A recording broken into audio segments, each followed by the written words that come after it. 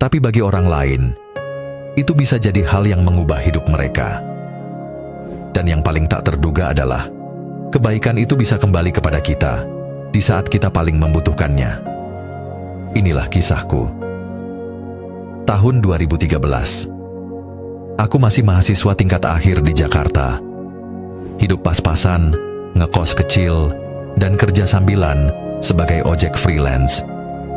Suatu malam, saat sedang pulang dari kampus, aku lihat seorang pemuda duduk di pinggir jalan, tampak bingung, lusuh, dan kelaparan.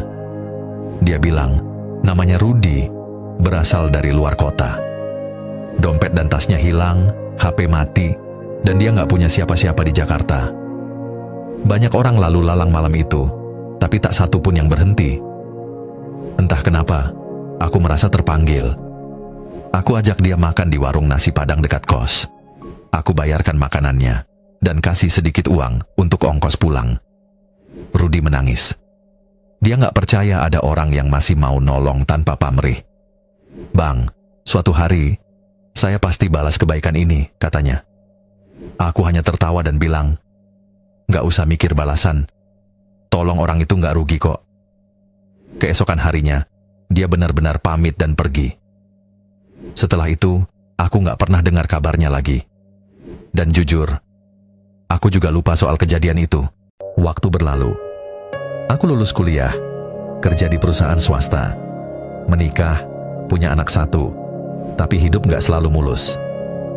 Tahun 2020, pandemi datang. Perusahaan tempatku kerja bangkrut. Aku kehilangan pekerjaan, utang menumpuk, anakku sakit, dan tabungan makin menipis. Aku mencoba berbagai cara.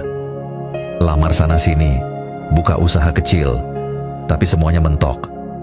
Puncaknya, aku terlibat dalam kasus penipuan yang aku nggak tahu menahu.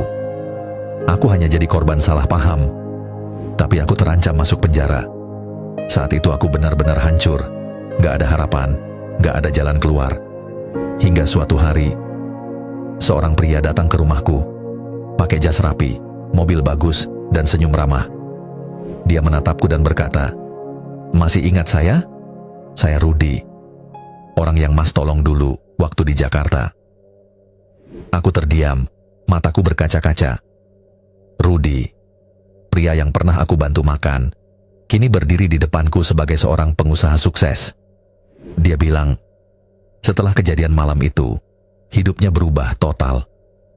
Dia pulang ke kampung, bekerja keras, dan akhirnya sukses membuka usaha properti. Tapi yang paling dia ingat bukan soal kesuksesannya, tapi soal satu malam itu. Malam ketika seorang asing memberinya harapan.